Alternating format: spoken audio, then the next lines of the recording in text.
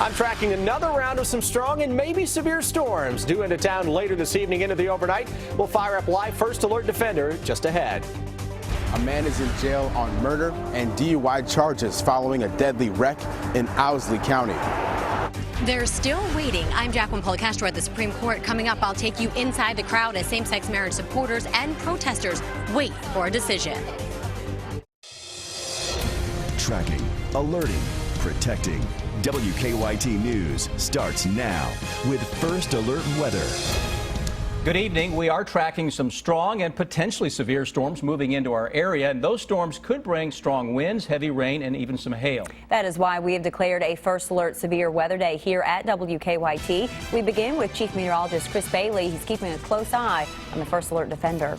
Yeah, been a little on the slow side this afternoon, thanks to those showers and storms that blew across parts of central and northern Kentucky a little earlier in the day, kind of working the atmosphere over a little bit, zapping a lot of the energy. Notice temperatures today not getting hot on us, only mid-80s. Humidity levels not as high to go along with those mid-80s. What we're seeing, though, on Defender as of now, a couple of blobs starting to pick up on some showers that may grow into some thunder and lightning producers here very, very shortly. One on top of Jackson County between McKee and Anvil. Another, at least a couple of those, down the Mountain Parkway here into sections of Wolfe County between Campton and the Salyersville area, northern parts of Breathitt County. One of our weather watchers into Stanton looking toward the southeast and picking up on that little thunderhead. That is from Tim Bruno here, is seeing that thunderstorm that was kind of beginning to build up. He was catching that picture before a lot of the radars were catching it. He tweeted me that and said, hey, look what I'm seeing. And I said, got it on Defender already.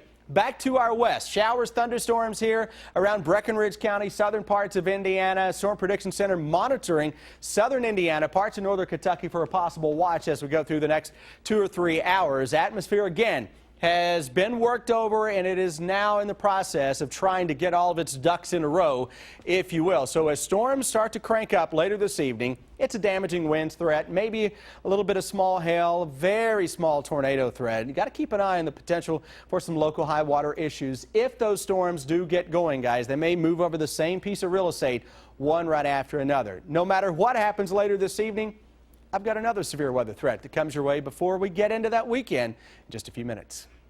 An Owsley County man is facing murder and DUI charges after a deadly crash. Police say Jesse Bennett was driving down Kentucky 11 near Boonville last night when he hit a couple on a motorcycle.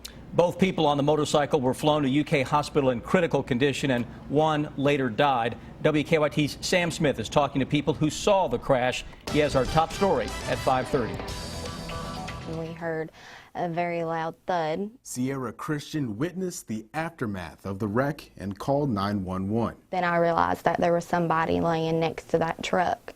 And so that's whenever we started walking that way and realized that Taylor was laying down there too. Taylor Linehart was killed in the crash. Kentucky State Police say she was on the back of a motorcycle driven by her boyfriend before a truck crashed into them. It was just a chaotic mess. I mean, something that I had never seen before. It was a tragedy. Something that I hope nobody else ever has to see. Police say Jesse Bennett was behind the wheel. He was arrested on murder and DUI charges. His uniform citation says he told officers he had been drinking beer and Fireball whiskey before the crash. Witnesses say after the wreck, Bennett was visibly upset over what happened. I mean, I think anybody in that situation would be shaken up.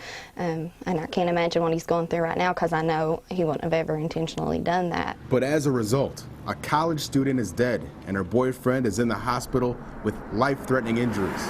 And in a small town where everyone knows each other, Linehart will be missed. Everybody always spoke well of her.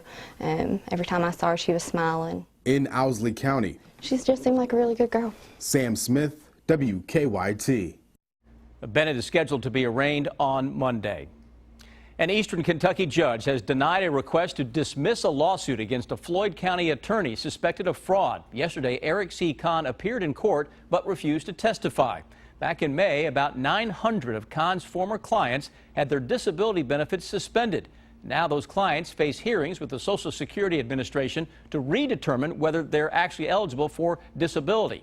Today, a judge ruled a temporary restraining order will remain in place to keep Kahn and his staff from destroying any documents as those clients try to track down medical records for those hearings. A jury handed down a verdict today for a man accused of killing a 13-year-old girl. Our county-by-county coverage at 5:30 begins in Breathitt County. Delbert White was convicted of hitting and killing Taylor Henson in July of 2013.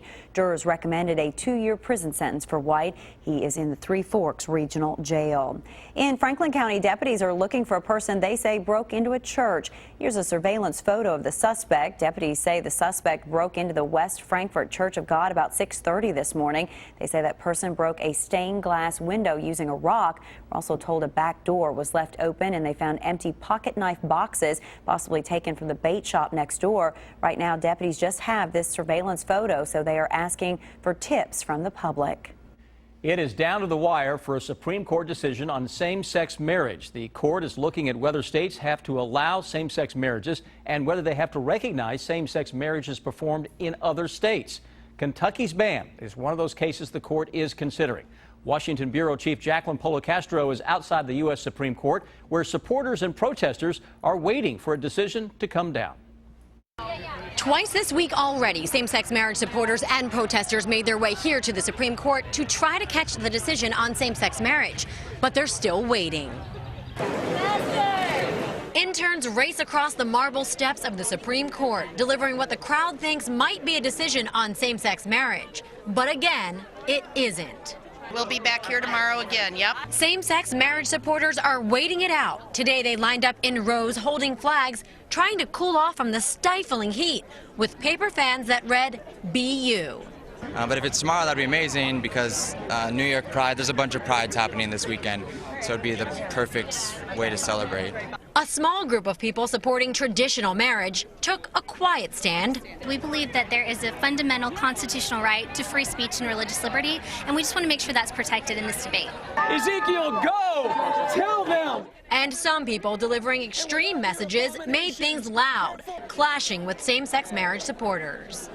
Analysts I talked to say they think tomorrow will be the big day, but it's possible the court won't hand down a decision until Monday. Reporting at the Supreme Court, Jacqueline Polo-Castro, WKYT. The Supreme Court is also looking at same-sex marriage bans in Ohio, Michigan, and Tennessee. Part of downtown Lexington's entertainment district will soon get a makeover. It's all in preparation for the Breeders' Cup this fall. Project leaders say they want to make Short Street between South Broadway and Limestone safer for pedestrians.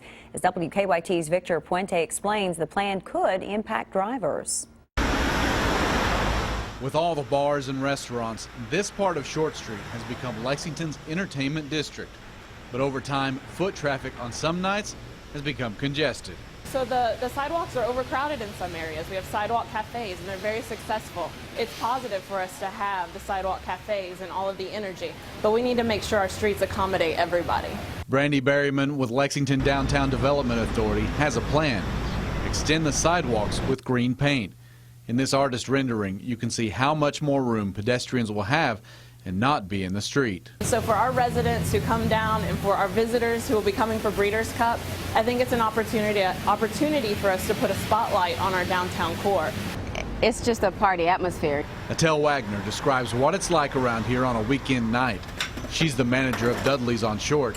She believes the green zone could turn into green paper. By having that green lane, I think we can add, I'm going to say, at least another 4 to 6 tables. Each table is money. Each seat is money. Planters will be installed to create a buffer between people and traffic. The lanes will be realigned. When we install this pilot, paint on the ground, using planters and other visual cues, we can make sure that folks who are driving down that street understand that this is a new environment.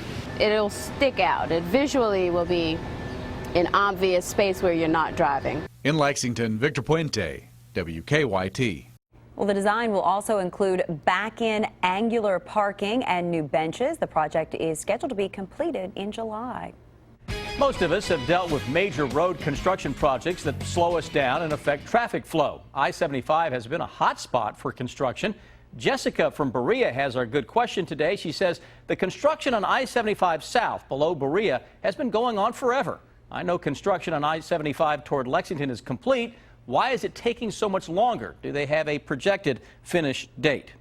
I reached out to the Kentucky Transportation Cabinet. Amber Hale, information officer out of Somerset, says the work is expected to be finished on that part of I-75 on August 1st in Rockcastle County between mile markers 65 and 68. Crews are replacing guardrails, pavement markers, drainage boxes, doing some shoulder work, and reinstalling rumble strips. Most of the work has been done in the evening hours. Hale says to answer the question as to why it's taking so long, even though the contractor began in March, we had lots of rain delaying a lot of the work that could have been performed. Add weather delays to the fact that the contractor is limited on the hours and days in which they can work. It takes time. And she says, just want to remind everyone that speed limits are also reduced to 55 miles per hour in that area. If you have a good question, go to WKYT.com. Still to come on WKYT, it is a plan to make training more convenient for police officers. Coming up, how one university is helping officers in eastern Kentucky. I'm Bill Bryant. Rand Paul announces 100 endorsements today in a key presidential battleground state. Health care will be sticking around as an issue, and a former state senator recovering from injuries. The bottom line is ahead. Thunderstorms just now beginning to show up on Live First Alert Defender. I'll show you why we may see a lot more storms before the evening is over. That's up next.